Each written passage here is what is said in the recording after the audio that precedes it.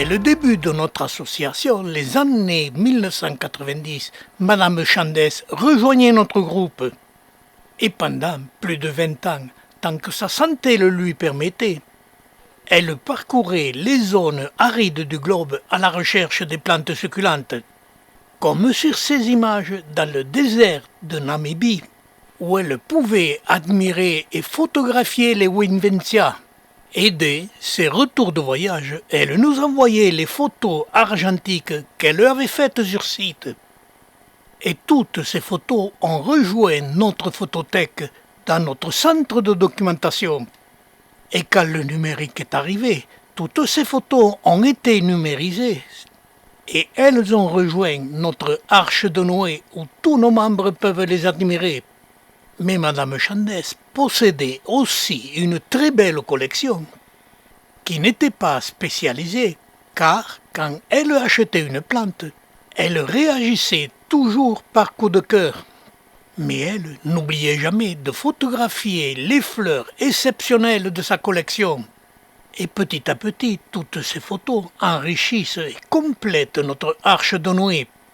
Et j'en profite de vous dire que nous recevons avec plaisir toutes les photos argentiques ou numériques. La seule exigence, il nous faut le nom de la plante accompagnant la photo. Et j'en profite aussi de vous dire, ne laissez pas mourir vos documents, vos photos, car les 3/4 du temps, ils finissent à la poubelle. Alors que c'est d'une richesse botanique inimaginable. Si je parle au passé de Madame Chandès, c'est sa collection qui est morte et elle a fini à la poubelle. Mais Madame Chandès n'est pas morte, elle est très malade et elle est inconsciente de ce qui est arrivé à sa collection.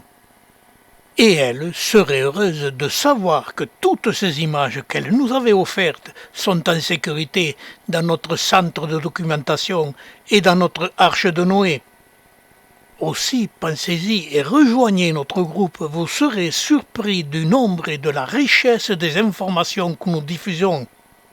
Ces informations, accessibles à tous nos membres, sont protégées et diffusées toujours au nom de la personne qui nous les a fournies.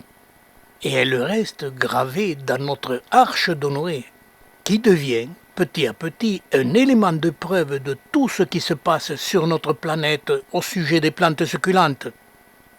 Et nous avons déjà des documents, des photos de plantes qui ont disparu de notre planète.